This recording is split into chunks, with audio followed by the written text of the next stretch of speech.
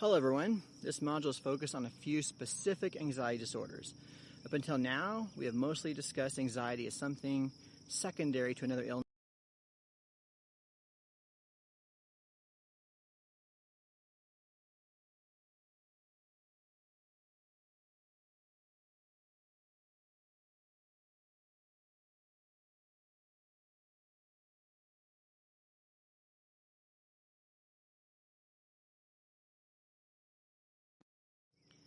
Hello everyone, this module is focused on a few specific anxiety disorders. Up until now, we have mostly discussed anxiety as something secondary to another illness like cancer that may be helped with cannabis. It is important to note that an anxiety disorder is not the same as anxiety or negative mood more generally. An anxiety disorder is very specifically defined in the medical world. And different types of anxiety disorders can be very different in terms of their presentation.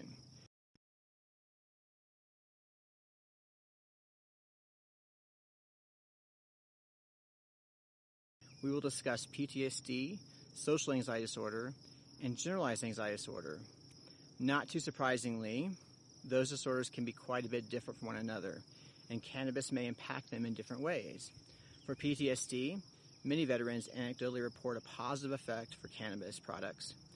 In fact, we will talk to a former veteran who now runs a nonprofit about his previous experiences with cannabis as well as his current work. At this point, we do not have any large clinical studies on whether cannabis products may be useful for PTSD. More generally, there's been some suggestion that CBD may be helpful, and also some experimental work suggesting that THC may be helpful when combined with exposure to an anxiety-triggering stimulus. There are a couple of trials ongoing that will shed some light on whether cannabis, and specifically CBD, is helpful, and whether that is a function of the combination of THC and CBD or one or the other. In addition, there's been some work with CBD in the treatment of social anxiety disorder, suggesting the possibility of an effect of CBD in the 300 to 600 milligram range. Again, we are waiting on more rigorous studies for all three of these disorders. It will be critical to know whether CBD works by itself or only in combination with THC, and at what levels. We will cover these topics in this module, and we will listen to an interview with Dr. Christine Rabenak, who's been doing cutting-edge research on the combination of THC and exposure therapy and the implications for PTSD. Stay tuned, because this is an area of research and it's developing fast and it's very important.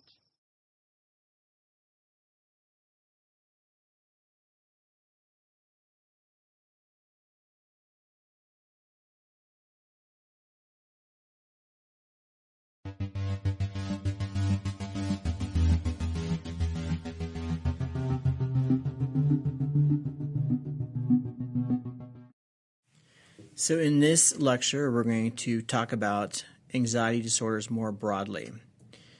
And so anxiety disorders are the most frequent diagnoses in the general population. And anxiety disorders are comorbid with depression about 50% of the time. Most individuals with one anxiety disorder also suffer from a second anxiety disorder. And women are 2 times more likely than men to develop anxiety disorders. All right, so what makes an anxiety disorder an actual disorder? And there's a nice graphic here on the right-hand side of the screen from the ADAA that basically describes sort of the differences between everyday anxiety and what people deal with as part of an anxiety disorder. So what makes it a disorder is that it's severe enough to lower your quality of life, that it's chronic and frequent and interferes with your functioning, and the anxiety itself is out of proportion to the dangers that people truly face. Now, it's important to note that just because cannabis may be helpful more broadly for anxiety or stress or tension in general, it doesn't necessarily mean that it's helpful for an anxiety disorder. So there are multiple different versions or types of anxiety disorders, and for the purposes of this course, we're going to focus on 4 of them, and those 4 are over here in the red font. So for this course, we're going to focus on panic disorder, generalized anxiety disorder, social anxiety disorder, and post-traumatic stress disorder. And you see here on the other side of the screen, right, that there are a variety of other anxiety disorders that we will not be talking about in the context of this course. Okay, so we're going to start with panic disorder. And panic is an extreme anxiety reaction that can result when a real threat suddenly emerges. And that makes a lot of sense, right? That's actually a healthy thing, that you have this extreme anxiety reaction in the face of a real threat. However, the experience of panic attacks is different. A panic attack is characterized by sudden and repeated periods of overwhelming anxiety and fear, a feeling of being out of control or a fear of death or doom, physical symptoms like heart pounding or your heart racing, sweating, chills, shaking, trouble breathing. There's a whole host of physical symptoms that go along with a panic attack. Also on the cognitive side, intense worry about when the next panic attack will occur, and a fear or avoidance of places where panic attacks have happened in the past.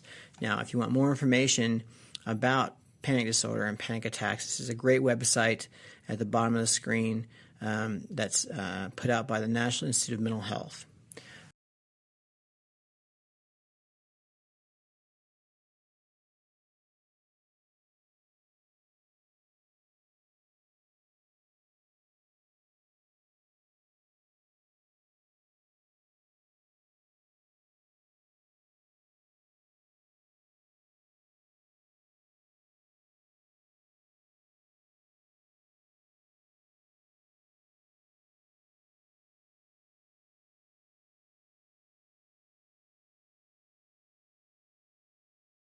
All right, let's talk about what exactly is generalized anxiety disorder, or GAD, or GAD for short.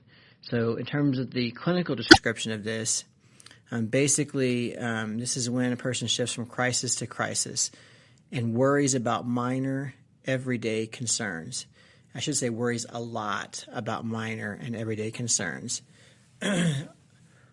Also, those may come from worries may be related to the jobs or family or chores or appointments or a whole host of things.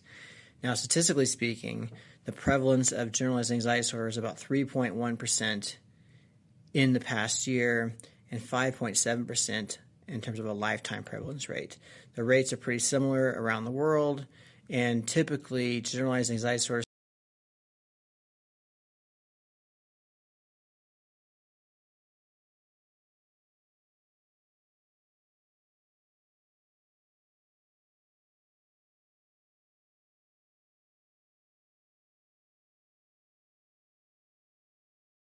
starts in early adulthood. It has a slow course of development and also is characterized by a chronic course. So it seems to persist and last over a long period of time. So here's a more detailed description of the kinds of symptoms and the kinds of things that we're talking about with generalized anxiety disorder. So again, characterized by worrying a lot about everyday things, having trouble controlling worries or feelings of nervousness, knowing that you worry more than you should, feeling restless and having trouble relaxing, having a hard time concentrating, being easily startled, having trouble falling asleep or staying asleep, feeling easily tired or tired all the time, headaches, muscle aches, stomach aches, or other unexplained pains, difficulty swallowing, trembling or twitchy, being irritable or feeling on edge, sweating a lot, feeling lightheaded, and having to go to the bathroom a lot. So that's a pretty long list of symptoms that characterize generalized anxiety disorder. Now we're going to switch gears and talk for a second about what is social anxiety disorder. So social anxiety disorder is characterized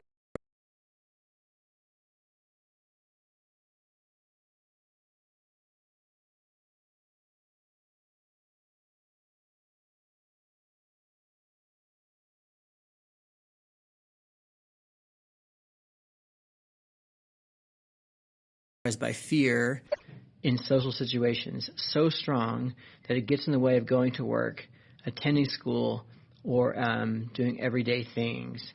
People with social anxiety disorder may worry about these situations for weeks, for weeks before they happen. They may avoid places or events where they think they might have to do something socially that might embarrass them. And when having to perform in front of other people or be around other people, individuals with social anxiety disorder tend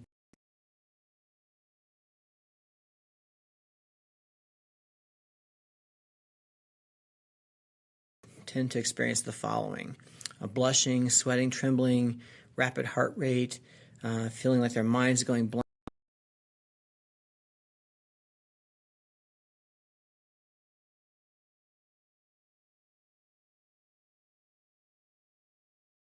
blank, feeling nauseated or sick to the stomach, showing a rigid body pressure,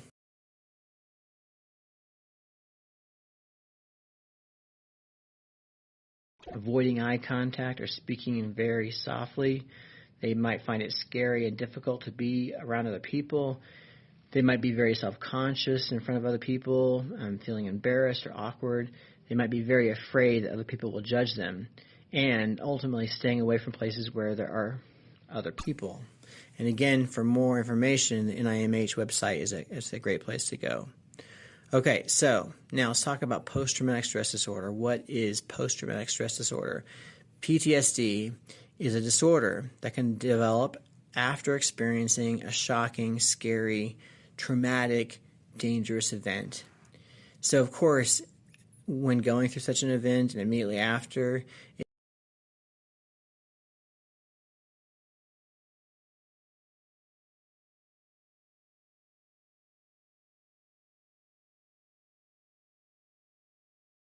it's normal and natural to feel afraid. But PTSD is different than that because it involves the continuation of stress, the continuation of fear and anxiety and problems long after the danger has passed. So in this situation, symptoms usually begin within about 3 months of the traumatic incident, but also can begin even later than that, and typically last more than a month and be severe enough to interfere with functioning in daily life. Now, some people will recover within 6 months, but others have symptoms that become chronic and may last years and years. So to be diagnosed with PTSD, an adult must have all of the following for at least 1 month: at least one re-experiencing symptom, at least one avoidance symptom, at least 2 arousal and reactivity symptoms, at least 2 cognition and mood symptoms. Now, what do we mean by that? Well, for re-experiencing symptoms, this is the kind of things we're talking about here. So flashbacks involving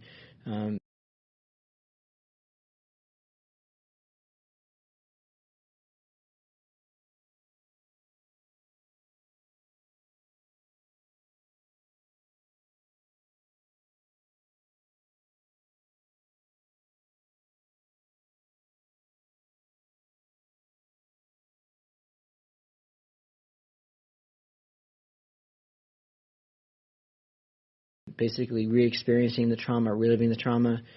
That includes physical symptoms like heart racing or sweating. Bad dreams is another example of re-experiencing symptoms. Frightening thoughts. Re-experiencing symptoms may cause problems, as you can imagine, in everyday life. These symptoms can be triggered by thoughts or feelings or words or objects or situations that remind people of the original event. So in terms of avoidance symptoms, we're talking about things like staying away from places or events or objects that serve as reminders of that original traumatic experience. We're talking about avoiding thoughts or feelings that are related to that traumatic event, or things or situations that remind people of the traumatic event can trigger avoidance and cause changes to behavior. Now, in terms of arousal and reactivity symptoms, here we're talking about being easily startled, feeling tense or very much on edge, having difficulty sleeping, or having angry outbursts. Arousal symptoms are usually constant, making it hard to do daily tasks like sleeping or eating or concentrating. And then finally, when we talk about cognition and mood symptoms, we're talking about, for example, having trouble remembering key aspects of the original traumatic event, negative thoughts about oneself or the world, distorted feelings related to guilt or blame, loss of interest in enjoyable activities, and cognitive and mood symptoms can make the person feel alienated or detached from friends or family members. Now, in terms of the onset of PTSD, I already mentioned usually within the first few months after the trauma, after the traumatic event, although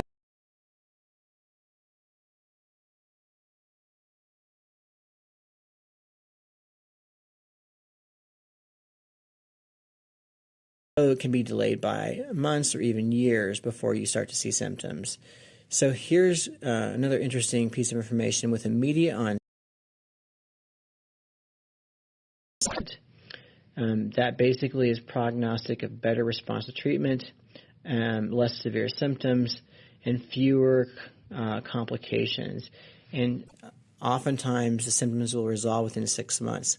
Delayed onset, however, is characterized by an onset of symptoms at least 6 months after the stressor, the original traumatic event, is associated with symptoms and conditions that tend to be more chronic, may involve repressed memories, and importantly, with delayed onset, we have a worse prognosis.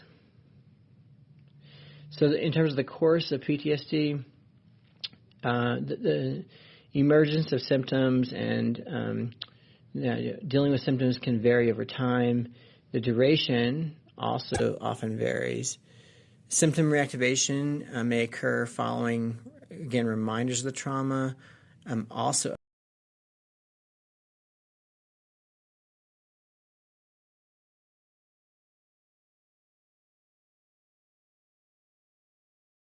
other life stressors and new traumatic events can cause the reactivation of symptoms. And factors influencing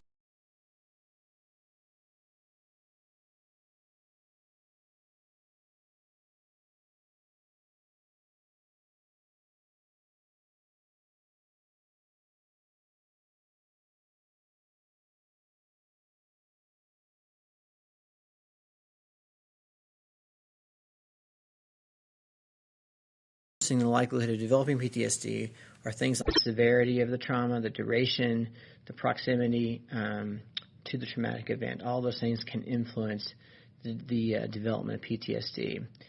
PTSD can develop in individuals without any predisposing conditions, particularly if the stressor is extreme. So even if you don't have risk factors, if the original trauma, if the original stress is extreme enough, you can still develop PTSD. The disorder may be especially severe or long-lasting when the stressor is of human design or involves humans. So these are things like torture and rape. That type of stressor can cause severe, long-lasting PTSD. So in summary, anxiety disorders are the most frequent psychiatric diagnoses. Panic disorder is characterized by sudden, overwhelming anxiety and fear with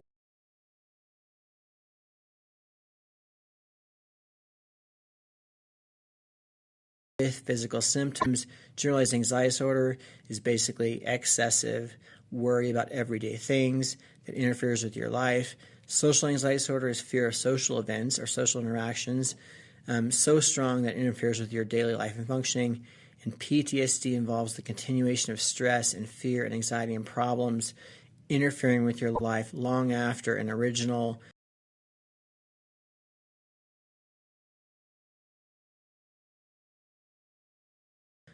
trauma or danger passed.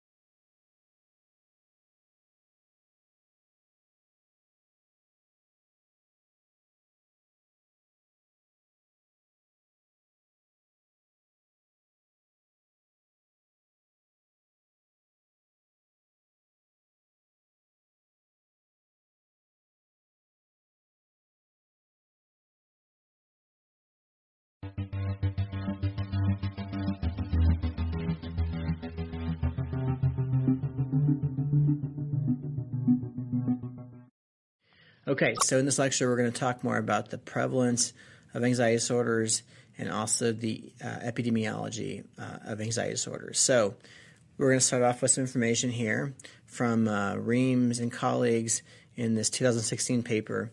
They did a systematic review of the prevalence of anxiety disorders in adults and identified a total of 48 reviews in describing the prevalence of anxiety across population subgroups and settings. And so here are some key pieces of information. First of all, anxiety disorders are quite prevalent, and we've mentioned this already about being the most prevalent psychiatric disorder. Also more prevalent in women, more prevalent in young adults, more prevalent in people with chronic diseases. And then there are all also both similarities and consistencies across different cultures. And so you see here different prevalence rates in European cultures versus other areas of the world. Okay, so the epidemiology of panic disorder. Around 2.8% of the U.S. population is affected in a given year.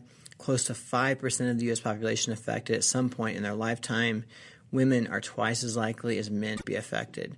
The prevalence is pretty similar across cultural and racial groups in the U.S. and seems to occur also in cultures worldwide. In terms of the epidemiology of generalized anxiety disorder, estimates of about 4 to 7% of the general adult population will have generalized anxiety disorder. The median age of onset of generalized anxiety disorder is 30 years.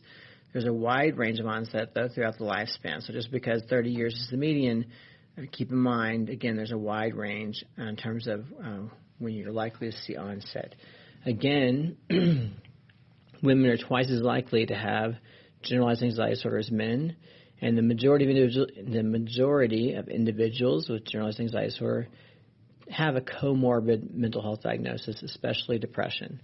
So just highlighting this again, generalized anxiety disorder oftentimes co-occurs with depression. Okay, now let's talk about social anxiety disorder. Age of onset. Look at this much earlier than with the other disorders, right? Age of onset is typically around 13 years old. So, again, much earlier. Highest prevalence rates is found in the 18 to 34-year-old demographic. It's more common in women than men, again. Lifetime prevalence is estimated between 3 and 13%. These patients are less likely to see a physician, which makes a lot of sense considering the disorder, than other anxiety disorders. And in this case, there's also high comorbidity with agoraphobia. Okay, now we're going to talk about PTSD. And we're going to start off by talking about risk factors related to PTSD. Now, PTSD can occur at any age, including childhood. It can affect anyone. The likelihood of developing PTSD is likely higher following a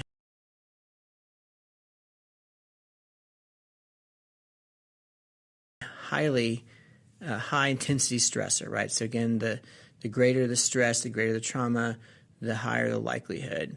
Physical proximity to the stressor or trauma also impacts an individual's likelihood of developing the disorder. Lack of social support and pre-existing psychiatric conditions also increase likelihood of developing PTSD. There's also some evidence of a heritable component. So depending on your genetic background, you also might have lower or greater risk of PTSD.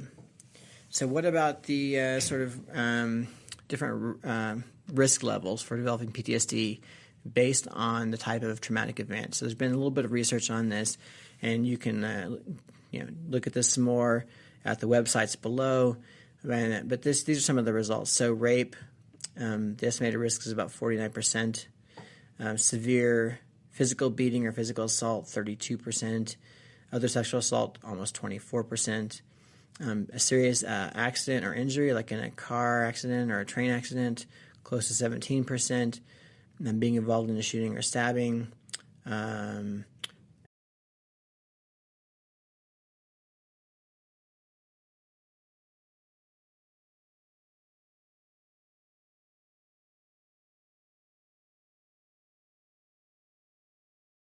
An unexpected death of a member or friend, life-threatening illness, natural disaster here at the bottom. So this gives you a range from 49% all the way down to 3.8%, depending on the type of trauma that a person experiences.